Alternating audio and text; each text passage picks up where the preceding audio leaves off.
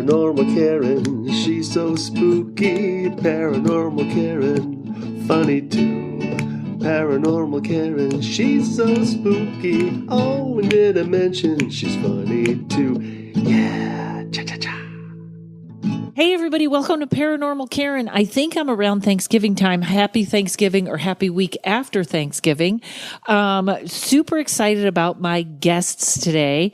When I first started this podcast, I found this awesome YouTube channel and I reached out to them, and then I don't know what happened, and then they reached out to me, and then I don't know what happened, and it went back and forth, and it's a year later, and I'm so happy to have them here.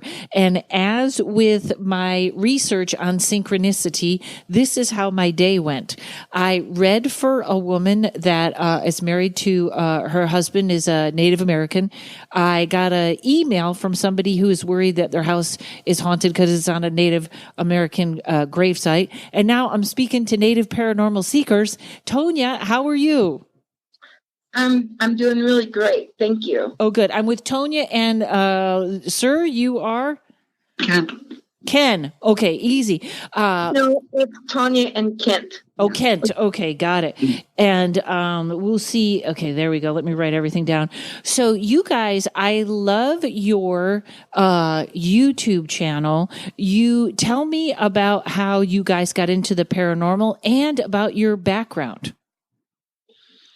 Well, we started about 15 years ago, and we waited till our children got a little older because, well, dealing with paranormal, because spirits can affect people. So we just focus more on our tradition and spirituality and raising our children with that. And same way I was raised when I was a child. And so then we... when we were cleansing homes and like people's land, we noticed we got a lot of activity. So we wanted to start filming it.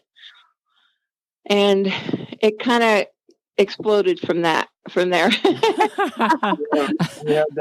We had that first really good experience firsthand. I can't remember the date right offhand. It was close to wintertime. It was up north in Idaho. And we had a friend up from Portland who was into the paranormal there, and we had some exciting things happen along this trail that went along the water. And long story short was we were getting these huge splashes in the water that were almost chasing us down the path. Wow. And it was freaking everybody out. And I kept looking for... There's no fish. There was no birds. I mean, it's just like a backwater tributary right next to the lake. And it was freaky. And we told our friend about it. And we went down there to try to experience it again. And it did happen a second time. Almost like on command. We were like, we want to have the same experience we did last time when we were alone before our friend was there. And it happened. It happened again. And it sounded like a 500-pound boulder hitting the water. I mean, it was just absolute clear, crystal, smooth water, and then just kerchunk. And that's how loud each one of them were. And they were like 15 feet off the shore, right next to us. It's not like they were upstream or downstream. They were right next to us. And what happened later in that night was we were standing way down on this dark trail, and we were looking back up towards the lit section, and I noticed something standing there. I saw something stand up. And this thing, we all experienced it. It was basically a shadow person rose up out of the ground, and I pointed up trail, and I said, "Look, there's something up there." And everybody spun around, and we watched it walk across the path, and it blocked out the light behind it. And let me tell you, this thing was blacker than the blackness behind it. And we watched it walk out over the water and just fade into darkness. Wow. All three of us watched it happen at the same time. And we boogied up there. It wasn't very far up the trail. I mean, what was it? Maybe 25, 30 yards, if that. I mean, it wasn't far. And we ran up there, and there was nobody there. I mean, and there's no way they could have gotten that far away for us not to see somebody or hear somebody or anything. Anyways, it had no arms. That's why it was so, it was just legs and a body. Yeah. There was no arms. And it was standing with its legs, spread on the trail, in the center of the trail, watching us, just standing there looking at us. And then you see it walk to the right into the water. And so out over the water, it didn't go down the hill to the water. It kind of went out straight to space. Yeah. It was something. And, that was, that motivated him big time. Because that was my very first solid experience. Wow. And, we've seen quite a few things and experienced quite a few things since then, but that one always sticks out in my mind. Yeah, he always starts out with that one. Sorry, but well, that's funny because I do believe that I had some people of my friends on from Ojai Paranormal, and they seem to have something where they connect very well. They do sort of a mediumship EVP thing better than anybody I've ever seen, and that's why what you guys do, you seem to. I saw some of your stuff with elementals, and it's not just typical stuff. And I know that has to be related to your ancestry. Yeah, I think, but yeah, since I was little, I've been able to hear spirits and see. I can mostly hear them. I see, like movement, and like some people can see a solid body. I just catch the form, but I can hear them. So I think that gives us an advantage of knowing where, when we walk into a home or a location, we start hearing them talking. And so we stop and we'll start communicating. And most people that are in a paranormal group, they're randomly walking in a room. They'll stop and do an EVP session.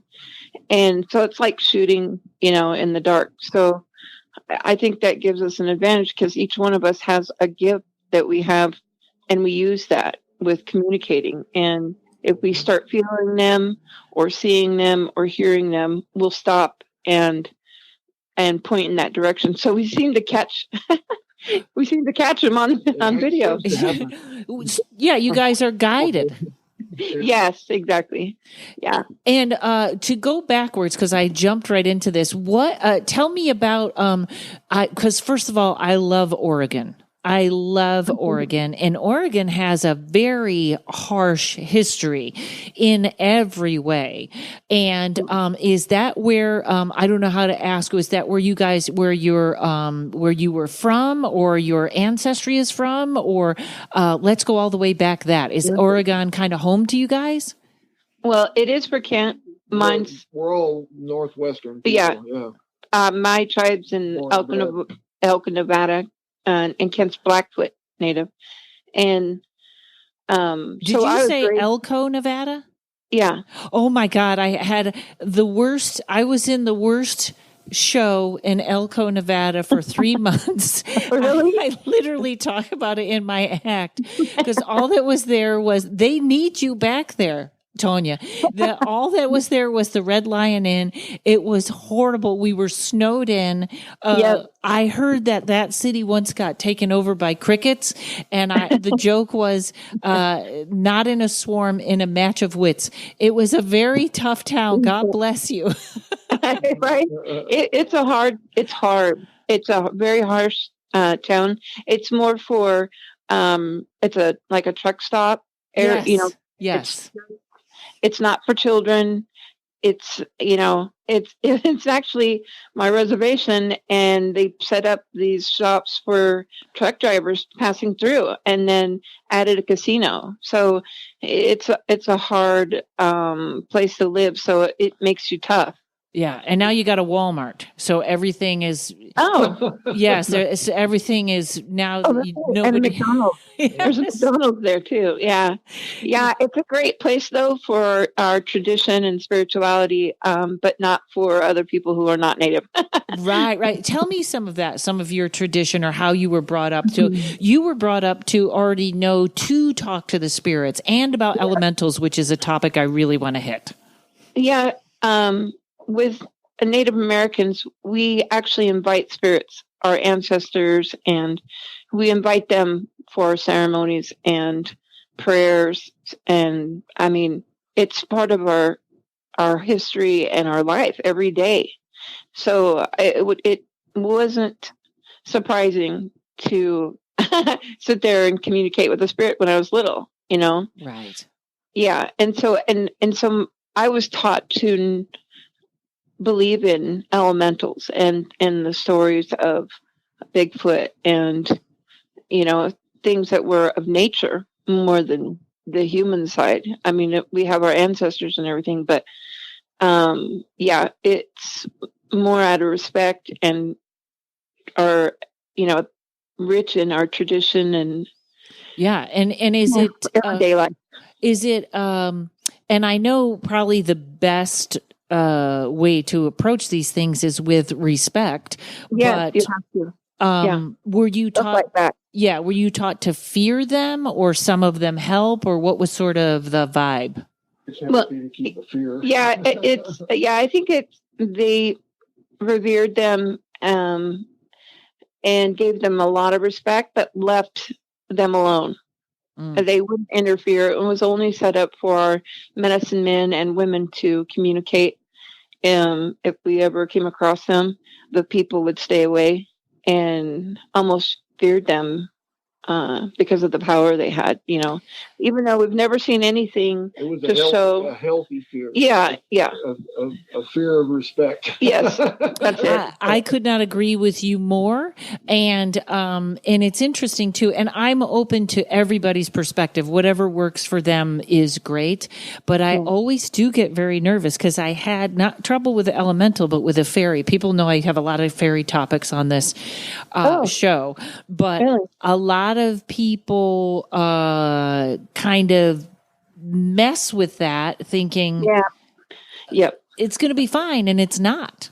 Yeah, we have a lot of people that ask us what we use to attract them, and we never give that out because there are people that will exploit that and trample it and harm them. We don't tell them where the cemeteries are that we go to. Yeah, even if we go to a homeowner's place, we blur out their face and leave out their names out of respect, you know, for their privacy. And when you say attract them, you mean to pull them in for help? Yeah, to draw them out, to reveal themselves. Wow. We have a way that you can actually we know we know how to draw them out, and we know what things attract them, like offerings and things like that, and they actually come out. Did you get to see our video of our elementals? I saw the top one. I think I did. And it's so, you know, what's interesting. The first one that I saw, and this is the one that caught my attention so much, and it's on your front tape, and there's your daughter dropped the camera or was swinging the camera. Do you know which one I'm talking about? I'm not sure. And there's eyes and teeth. Oh yeah, Mr. Ugly. Oh, the demon. Yeah, the demon. Yeah. That was a crazy, impressive. impressive capture that we got at an old memory care facility. It was in the basement of a memory care facility, and I actually scratched my daughter. Yeah. Yes, and the scratch was there. Well, you know, it was interesting. I have there's a psychic that I had on, Daniel Egnew, and she's really fantastic. And we were talking about elementals, and I said, what do they look like? And she said, I don't like to see them because their eyes are so intense. Yeah. Yeah, and when that flashed through, I thought, well, that sounds. When she said it to me, I could picture it in my mind, and that was what it looked like to me. Right? Yeah, this one was odd. I've never seen anything like it. Its eyes glowed. It had that animal glow, but it had slitted pupils. And then when it seen that we caught it on camera, it dilated, which I've never seen that happen. Go from a cat's eye or snake eye to just to catch them by the whites of their eyes. Yeah. Anything. Yeah. I mean, that, you know, to catch a spirit by the whites of its eyes is crazy. And, you know, we kind of look at this thing as not so demonic, but could be demonic. We don't know for sure. Yeah. But it, you know, we think it's more of a minion elemental. Lower level. Yeah. You know, something. Because we've seen larger elementals where they're big. This one, well, all the EVPs we caught in that place that supports that idea. Yeah, that's why we have that idea. We got a name of a demon in that basement too when we asked. High level demon. Yeah, and it's upper level. No, I was thinking what level. Yeah, upper level demon. So, well, we still don't know. We didn't have a chance to go back, and we just did a binding and a cleansing, and to make sure it wouldn't harm anybody, because we find out now it's still a memory care. Yeah. Oh, wow. At the time, it was not functioning. Now, yeah, they were remodeling. And before we get back to elementals, because I want to see how you guys see them in your mind, or sort of what they're, and I'll have you give a description in case some of the people listening don't know elementals. I jumped right in like everybody would know. Okay. But also when you guys go in, there's something different. Like, I know everybody talks about protection, but like you said, you are talking with your ancestors almost daily. Do you feel when you go into a place like this, you're almost protected by an army that comes with you? Yeah, exactly. I always tell that to everybody I meet. You're not alone. You have your entire history and of your family bloodline behind you. And you can pull them forward and ask them to stand beside you. They all will if you ask them. They're with you all the time. Well, you haven't met my family. We don't want them with us all the time. No, I'm just kidding. You don't need to pick and choose, darn it. But, you can when you ask for help. That's right. And would you say that for everyone, or really it just really? Okay. Wow. I think with my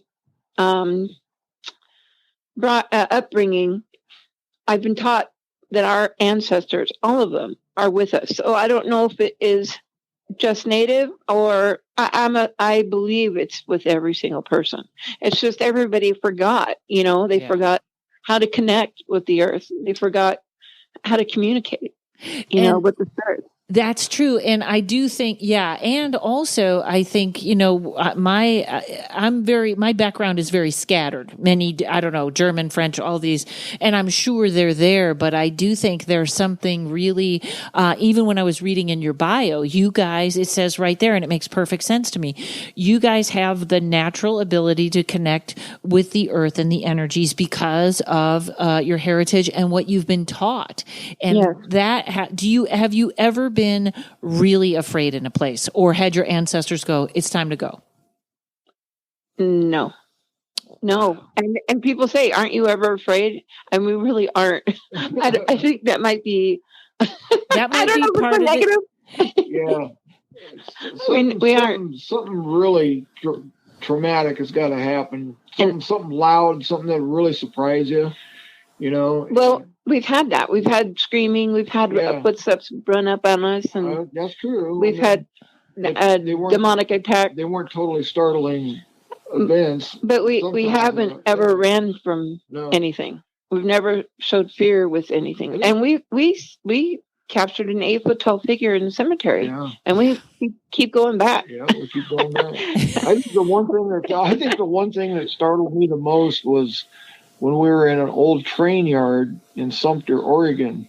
There were these train cars sitting on a track, and we were investigating this one that was notorious. But these train cars, just out of the blue, smashed together, and they'd been sitting still since we'd gotten there. It was midnight, and they weren't hooked to anything. They were just sitting. Yeah, it was super late at night, and the activity was starting to pick up, and these train cars smashed together. And there was no wind. There was no wind. There was nothing. These things just smashed together.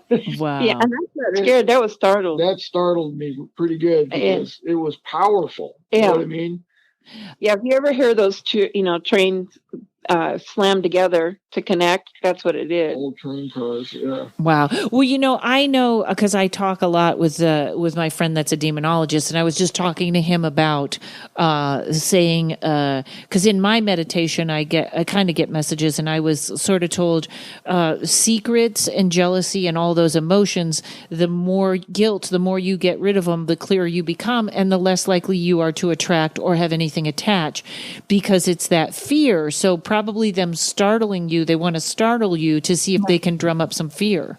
Absolutely. Yeah. Absolutely. And try to scare us away, I'm assuming. But I tell people, because I do have some Christian knowledge, I would say. Influence?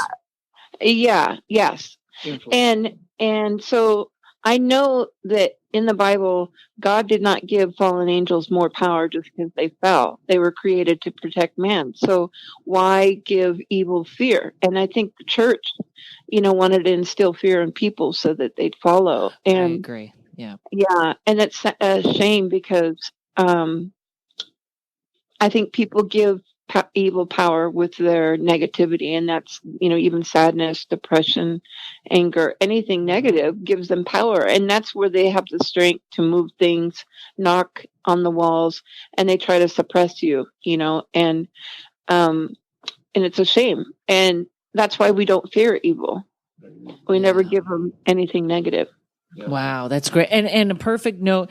Hold on, and then I want you to tell the folks about elementals. Maybe what they look like, or kind of what they do, or what they're what you know about them here on our planet. So everybody, hold on. We'll be right back. Who do tarot readers go for tarot readings? They go to Melissa Sonova at melissasonova.com. She gave me the best reading a couple of months ago that is still resonating and helping me out now. She is authentic and to the point. You loved her on the podcast. She is the no BS tarot reader. She also has a tarot class online right now. Check it out. Just watching the promo, you will see how much fun you are going to have while you learn. Also, check out her book, which is always right beside me when I'm doing my readings or my tarot card for me in the morning. It is called Kitchen Table Tarot, and you will love it. Melissa Sonova, that's MELISSACYNOVA. Check her out. Okay, so and I love this. Do you guys deal with fairies also, or just elementals, or do you put them all in the same category? I think we put them all in the same category because they were never human. Right. They never had a human soul. So we, they're all from that realm. Yeah, they're all from that same realm. And there's same, different types of breed. I assume I'm saying breed. I know. We don't know how to explain it, and I think that's right? Just right. It's breed will work for us today. Yeah, and so because we've encountered. Oh my gosh. So many, and I'm assuming they're not related, they're not from the same, family. Yes. And so, but my upbringing is they are nature spirits that were placed on the earth before the Bible. So they're older than the Bible, to protect the planet and help it grow. And just like with people, there are dark ones that can step over that line and may seem demonic, because they can wreak havoc in your home if they get in. And we've went to a place where the homeowner thought it was a demon, and we knew what it was by the time we left. And I think that's where a lot of paranormal groups get it wrong, because they're just saying it's either spirits, angels and demons, and that's it. Right. When there's a whole other, gray area of these other supernatural creatures. Right. They do. Yeah. A lot of them do. And it allows also a lot of them get very technical about stuff instead of following their instincts. And it's funny because I've actually only been in, I would say, one home area where it really was demonic, and there's no questioning the difference. No, there's no mistaking it. Right. You know if it's demonic the second you walk in. Yeah. I mean, if you've even got the smallest inclination of, having any kind of gifts, you're going to feel that right out of the gate. Yeah. Yeah, and I know they can be tricky and stuff, but I know that I'll never forget that feeling. And And so elementals actually, like you said, here to kind of protect the earth, they're earth spirits. And then so when they see us come in, building and stuff, that's when they can get upset. Yes. Yeah. Yeah. Oh, yeah. And they can mess with your equipment, try to stop it, but they can't stop it. But they can infest the location and try to, keep the power from coming on, and they'll move things. They'll disappear. Yep, mess with the equipment so they can't start the tractors. So Accidents will start to happen. Yeah, so they'll see, things start happening when they start tearing the earth. That's very interesting. My friend said she had a communication with once, and they call us the blade people because we're always cutting grass and we're always cutting everything up and turning everything down. And whereas they just want it to stay still. So have you ever had somebody that had like a home that was, the elementals got in, and what like their home starts to get a little chaotic, very mischievous. And you go in and give it a cleanse or communicate? What happens? Well, first, we discover if it is an elemental. Then we have to do an actual, and we'll do a walkthrough and try to gather as much evidence as we can, and then we'll go back and review the evidence just from a short walkthrough, hour and a half, maybe 2 hours, and then we'll go back and we'll analyze that evidence to see what exactly we're dealing with. And 9 times out of 10 we get some pretty straight answers that gives Tonya a really good idea on how to approach what we're dealing with, and then we go back to the homeowner and we tell them what we found, what we think about it, and which way do they want to go from here. If they want to investigate, then we do a full-on investigation, and I bring an arsenal of tools like herbs, things that I have, and I put together, because we have hundreds of different herbs that we use, and we bless everything ourselves, and we have oils, we have mineral stones, we've got a lot of stuff that we use, and then we figure out which one it is we're dealing with, and then I put them together, and we either burn it or give an offering. And with an elemental, if they're stuck in a home, we have to lure them out. You can't force them out. You can't negotiate? No, not really. Not really. If they don't want to leave, I think negotiation can be a factor if they're, eager to get out, want to get back out, they'll leave. And you can negotiate that way. But sometimes we've had a location where it didn't want to leave. Well, we got one of our videos that's called, one of our older videos where we dealt with an elemental. It's called Things Do Go Bump in the Night. And, anyways, that was at a friend of ours. He was actually a team member before we moved down south here. It was in his home that we did all this investigation in, and we caught on film, black shadows moving in and off his bed, things kicking his, slapping his covers at night while he's sleeping. Wow. Moving around in bed with him. Yeah, cameras going on and off on film. I mean, it's all in the video. You should watch it. We even caught a fairy in his children's room. Yeah. The fairy was like the size of your hand. It was like 5 inches. It was pretty big. Wow. And that was the first time I ever seen one, because I had never heard stories of a fairy looking like, well, they were from Scotland or Ireland. Yeah, and I think everything does kind of get in the same, you can put it all in the same category or take it out. It's an argument that's not worth having because it's all stuff we can't see. Yeah, right? Yes. And always respect the things you can't see. When you do all the herbs and the minerals and the crystals, that's the part that fascinates me. Now, is that instinctual, or is that information that's been passed down, or how do you know to do that?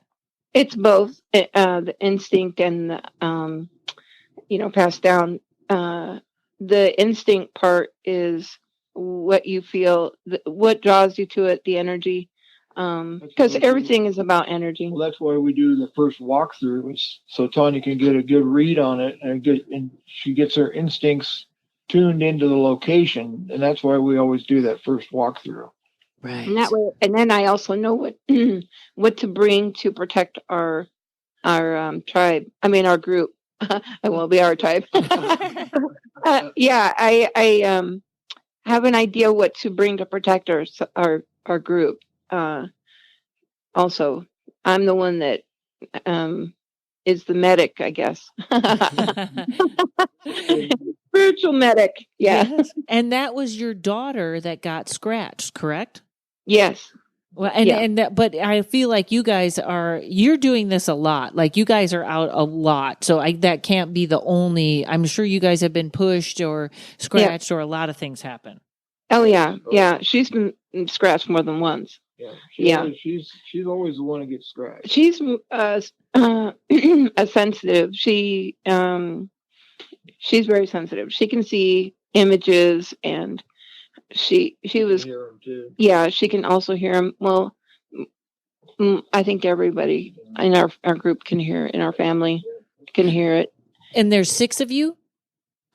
Well, there's 4 now. We were 6, but 4 at this moment. We have 1 in training.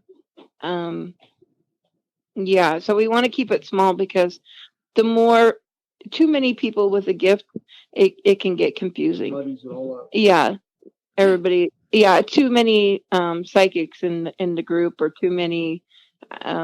I can't. I don't even know the label name for us either.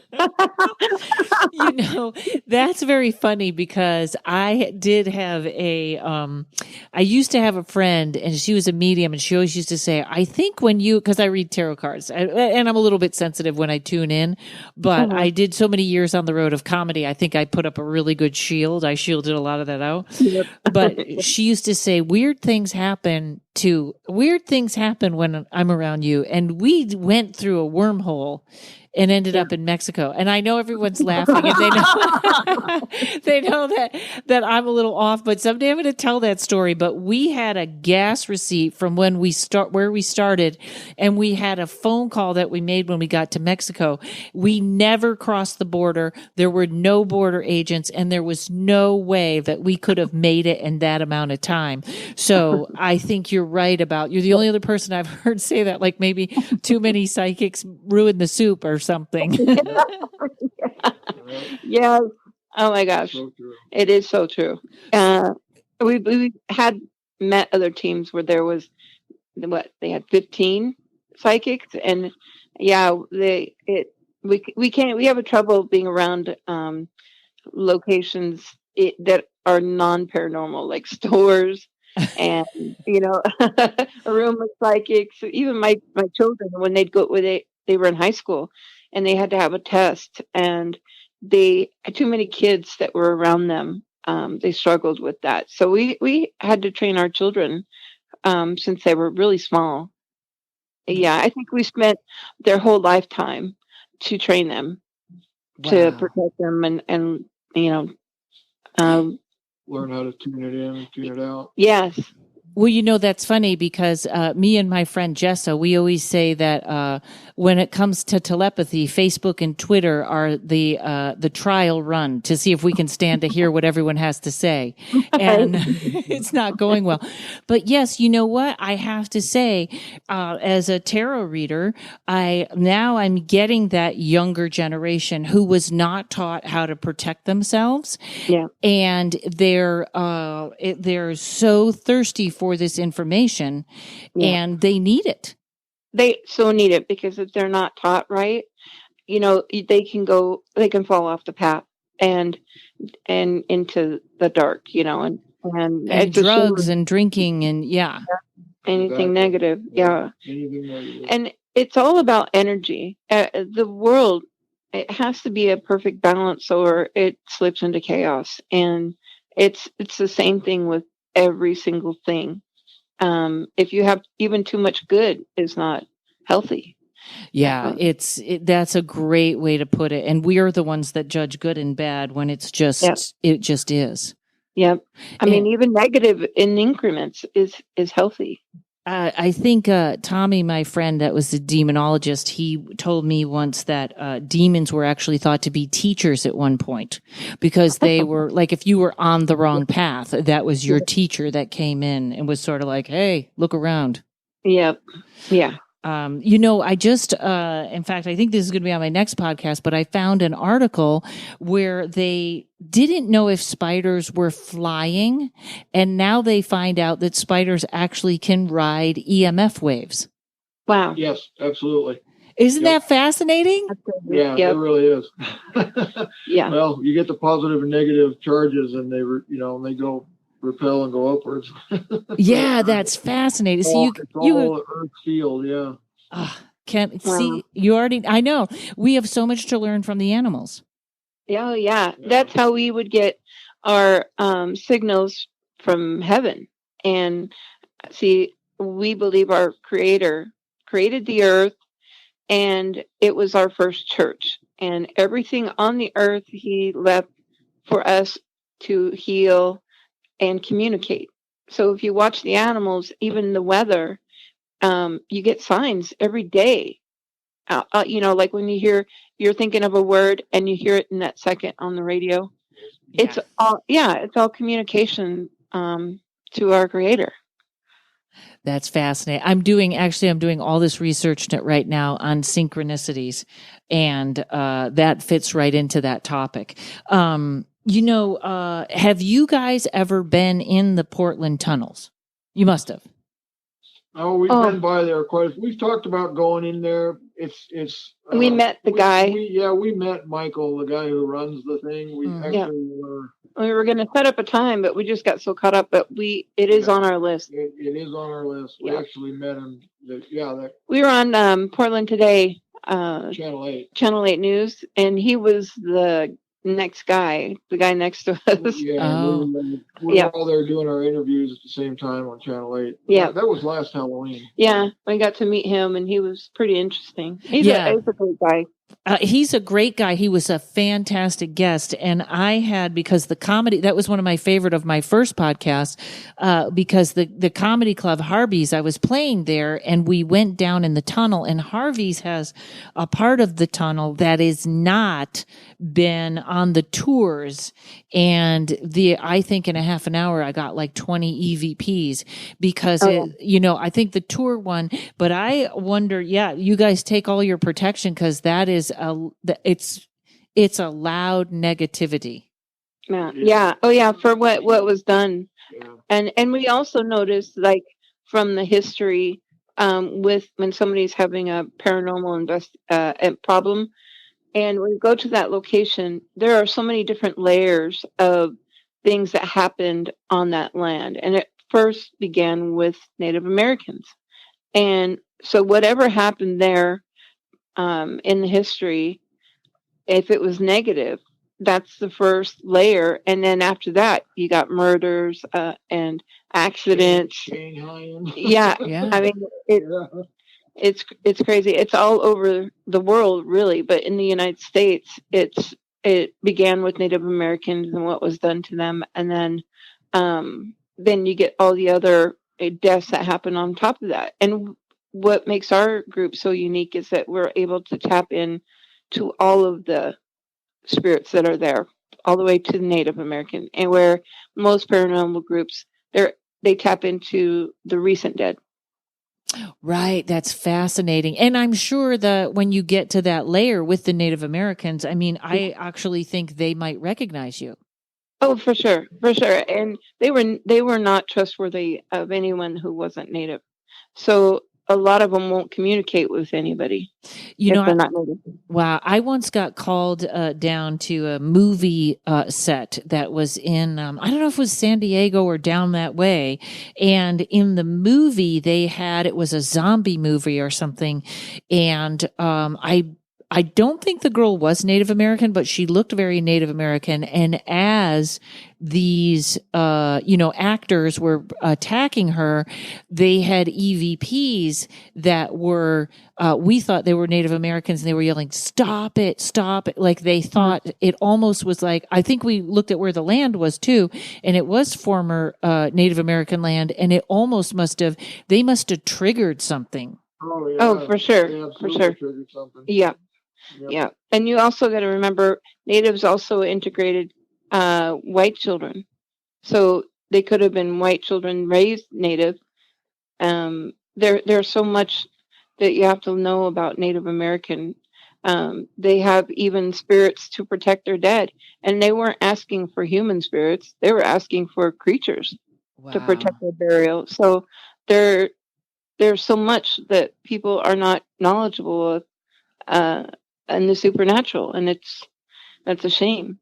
It is. And you know what? On that note, I'm going to take a break, and I already have all my questions lined up. I knew an hour wasn't going to be enough. Okay, everybody, hang on. I'll be right back. Psychic medium and buddy of mine, Terry Huberman, is with me today. Terry, you've given me so many great readings and healings, and now you've got everything together in one package. Tell me about that. I sure do. So this package has energy healings, readings, and coaching. Coaching, that's the best. And people, they buy the package. You give them coaching once a week? Yeah, so we meet online once a week, and in between there's support as well. And who would this be for? This is really for folks who are in indecision, needing to get into their intuition because they're blocked or stuck, they need to move forward. And so we explore what the root causes of the problems are. And helps them get out of their own way. Yeah, absolutely. Terrific. And what can they expect from this? Sure. So moving from anxiousness to confidence, accessing their freedom, joy, and security, and really being in alignment with themselves so they have that clear direction, so they know, aha,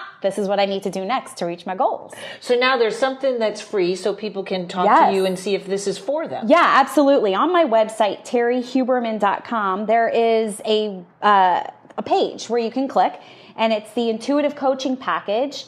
And there is a button there that says schedule a free call. So you go ahead, schedule it. We'll get on a call, and you can learn more about this program, and we'll see if this is a good fit for you or not. See if there's chemistry. Yeah. Beautiful. It's an odd date.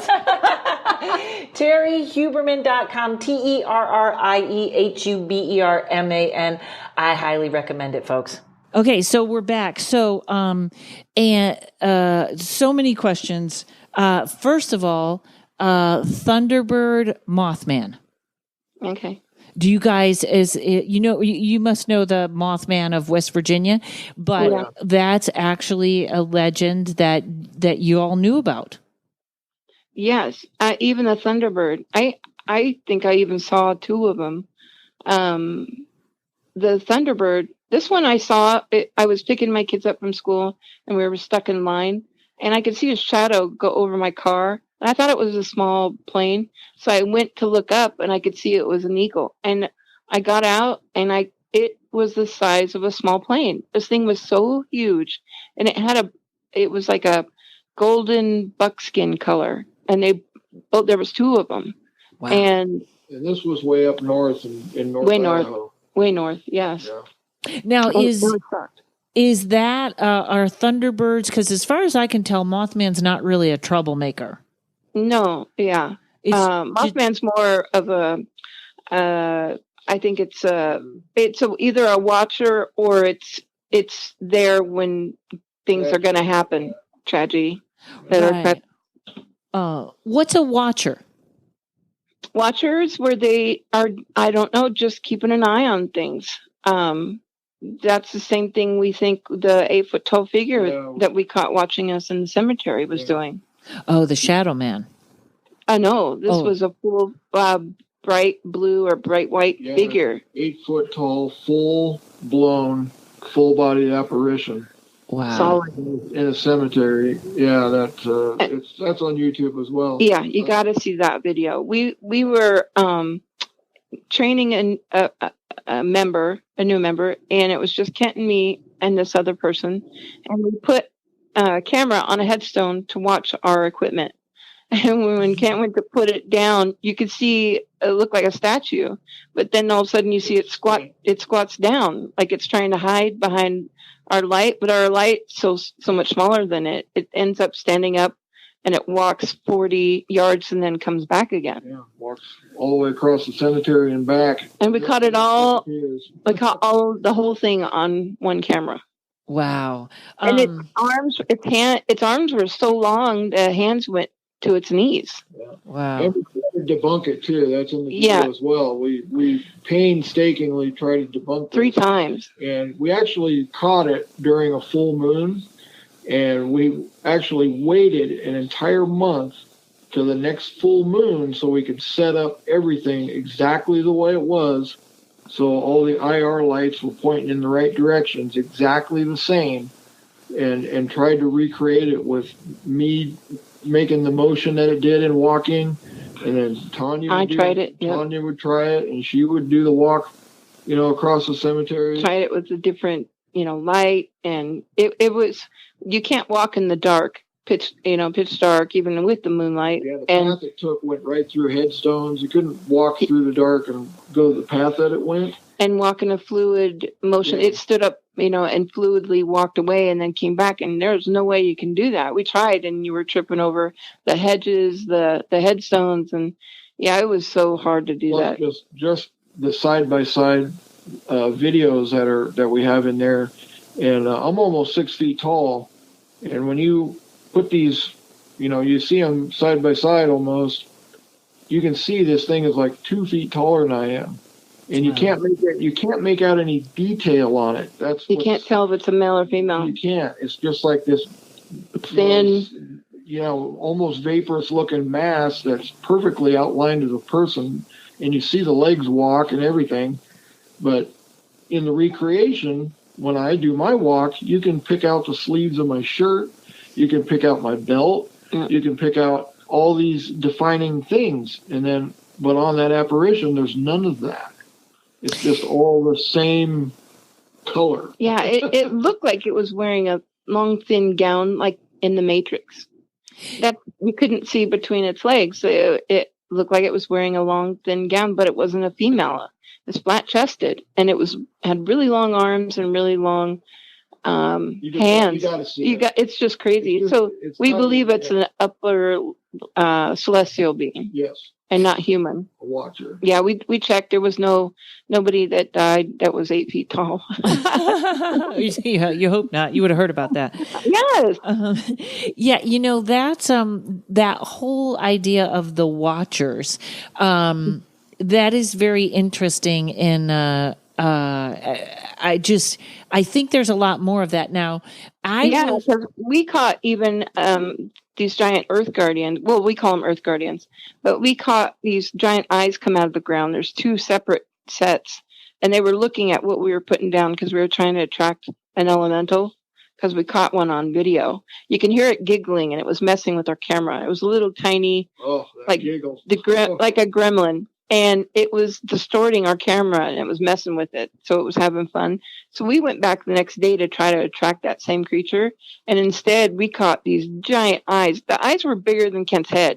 Wow. And one set comes up, and it looks down. It's looking at what Kent put down. And then you see another one come up under, and it also looks. So there was 2 separate giant beings that were on this trail. Yeah, it's also in the Elementals video, so watch that.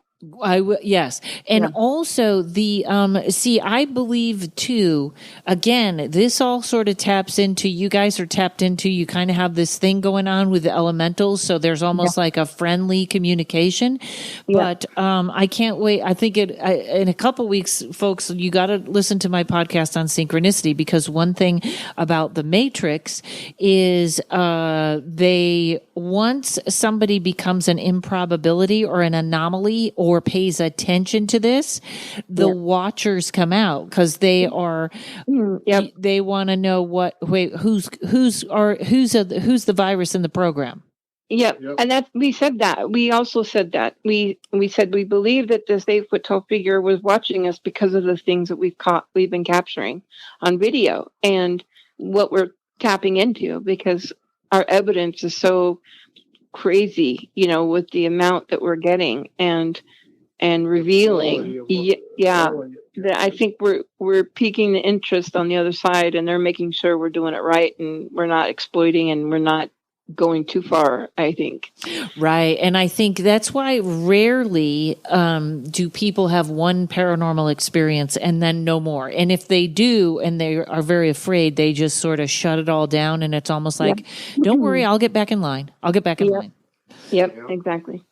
So there is someone that, and is this a true thing? If someone's house was built on a Native American land, the spirits might get angry. I know it sounds like the stereotypical poltergeist story, but I was getting ready to interview someone who, if that's what he thinks that this home was on Native American land or something, and somebody's really angry. Does that make sense, or is that a stereotypical story? I know it makes a lot of sense. A lot of sense, because Native Americans revered their dead and protected it, and they loved it and believed in it so much that they actually invited creatures to protect it. And that's where I think the creatures coming in, it can, for over time, can wreak havoc in your home if it's built over burial. What would you suggest someone in that I would say move is where you start. Yeah, because it is on a burial. It's like you can never make it right. Yeah, it wouldn't be right no matter what you did, because your home is still there.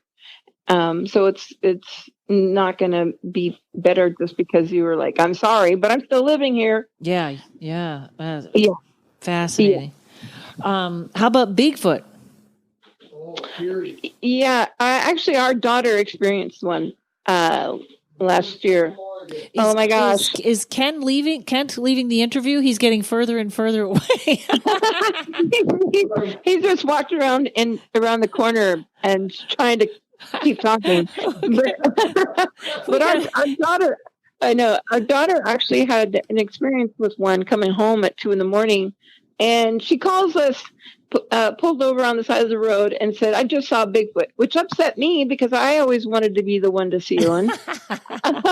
I mean, we've had experiences in the past where we think it was a Bigfoot, but she full on saw one, which I'm upset. We in Central Oregon actually live near the Oregon trackway. And so she, if you look on the website, Deschutes County Bigfoot sightings, you can see most of our sightings is south of Bend and on down to the trackway. And she saw one at 2 a.m. and calls us and we're like, "Let's go." I woke up my husband and I'm like, "We're leaving right now." And well, honey, we're not going to see nothing. So we had to wait till the next morning. I was upset. I didn't sleep a lot that night. And we went there with Curie and did a recreation. And she was actually 2 cars away from it.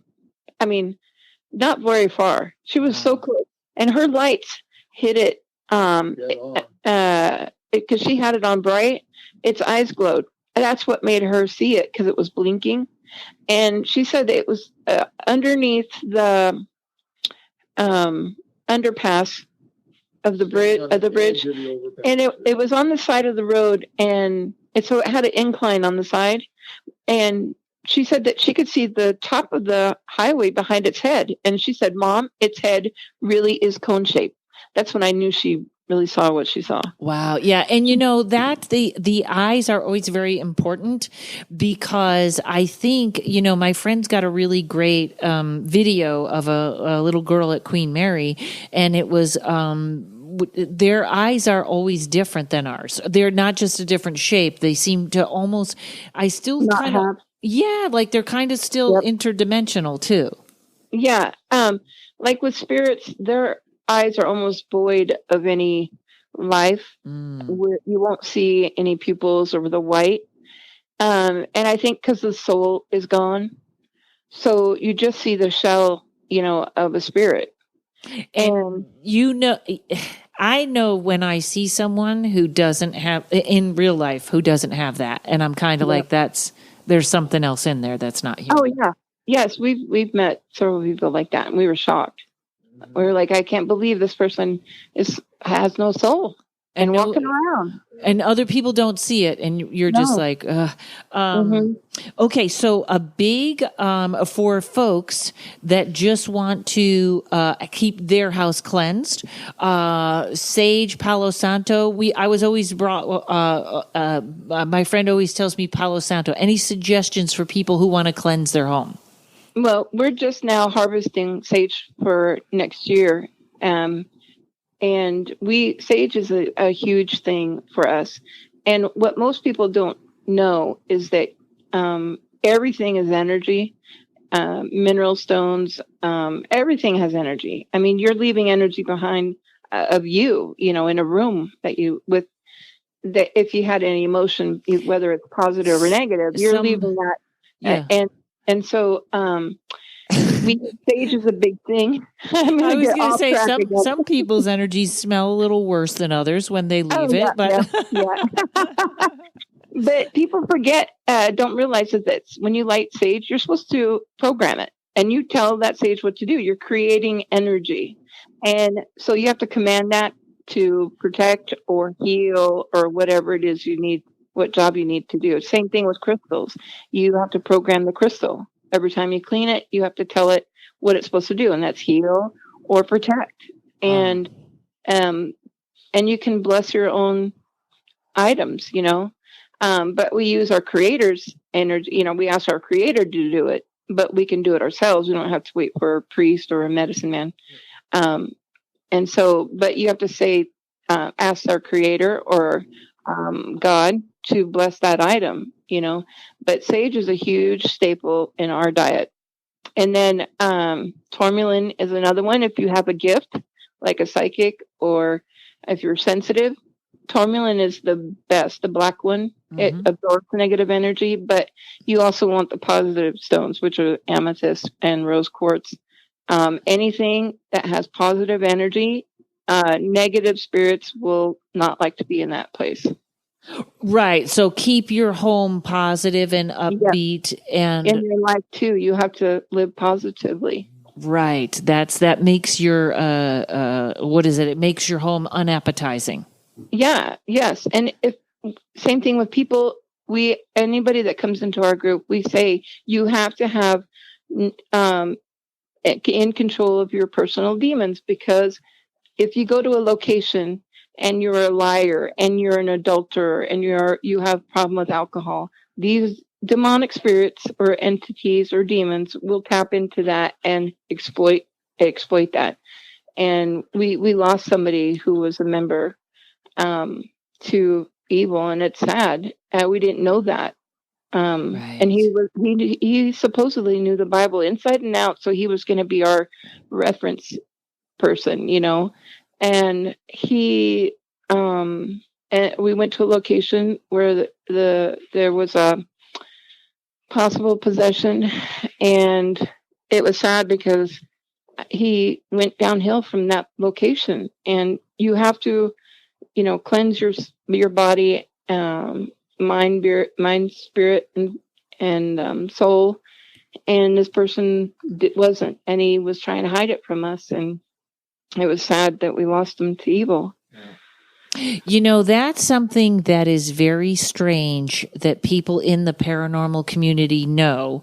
That I work in show business. That's a prickly business, but paranormal is even I don't know why. And I always think it is that people that didn't realize either they're influenced by something negative or because groups just hate each other, and all of a sudden gossip and people disappear. And it's really sad. Like, there's actually a paranormal unity movement. And I thought, really? It's such a small amount of people.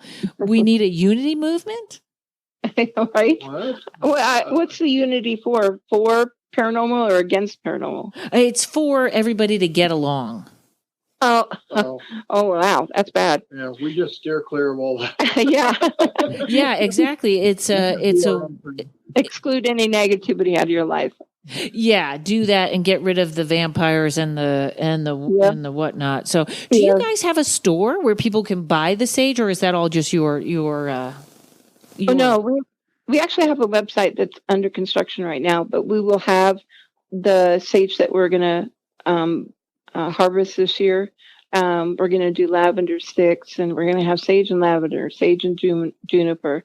I mean, we're going to have all different kinds of, mixtures for people for different situations. You need a store. You need a book. I want a book. That's what I was going to ask you. Right. I write down notes next to me and I'm terrible. And I scribble as I'm talking because I'm like, I want to remember to ask about that. I want to ask about that. The last note right here on my notebook says Bigfoot Avenue.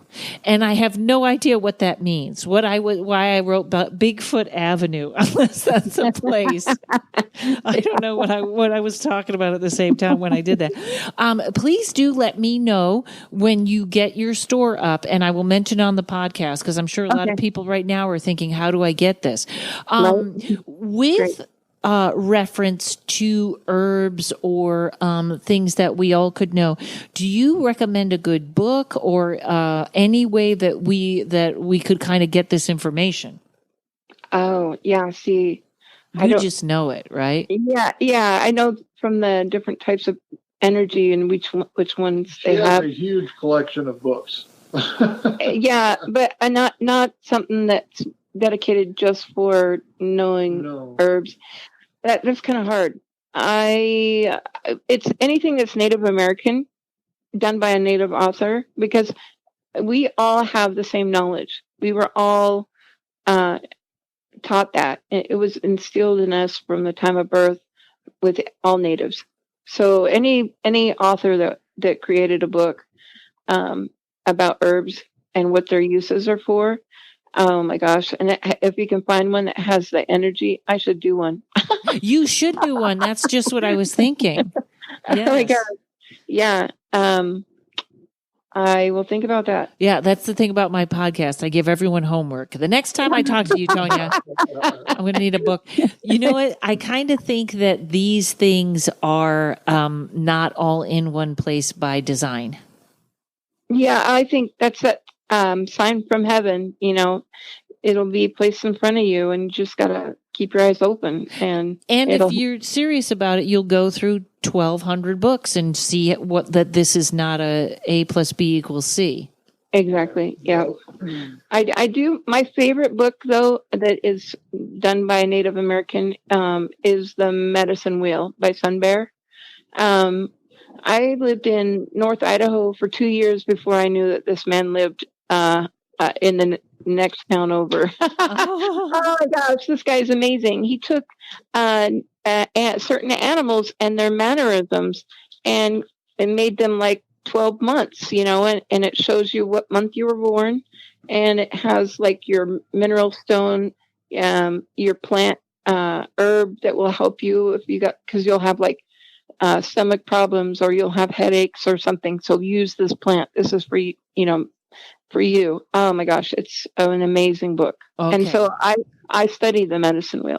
Oh, that's wonderful. And hey, you guys, I am so glad this finally worked out. You were like, I think the second people I ever reached out to. I just find everything, you're just as fascinating as I had hoped. And I hope Kent is he all the way in the garage now? Is he just disappeared? Good to have you back. You were right there in front, and then he went away. I said, Kent is shrinking into a size of a on the other side. He's on the other side, and now he's back again. That's right. Okay, so folks, I am going to put in the notes. You'll have the click to their YouTube channel here, which is Native Paranormal Seekers and Tonya Whitefawn. That's all right there. I'll have the link to that. You're going to get me a Whitefawn. What did I say? Whitefawn, right? Yeah. I looked at that earlier and said Whitefawn, and then I look back, I go, it's Whitefawn. Don't say that wrong. That could be very insulting. And then what did I do? I'm not in trouble. Okay, good. No sage for you, Karen. I'd love to do one. Oh, I will. Let me know when it goes on sale. I will post Okay. it here, and then you're gonna get me your Instagram. Will be there. Yeah, I'll text it to you, our Instagram and Twitter and all that. Great, wonderful. Thank you guys so much for coming on the show. You were just fantastic. I appreciate it. Thanks for having us. Yep. Thank you. You You're got welcome. it. You got it. All right, everybody. Hey, look for me next year in February. I'm going to be up in the not Seattle, but the Washington area. There is a funny women's show that I'm going to be hosting. I'll be headlining Brad Garrett's Comedy Club, Las Vegas. And also I am doing a one night only show, comedy and tarot in Miami. I will get you all the information. Email me if you're in that area. If you could leave me a review or a 5-star review wherever you listen, that would be great. Everybody, thanks to Mike at Uno Rising Media. And everybody, have a great day. Thanks for tuning in.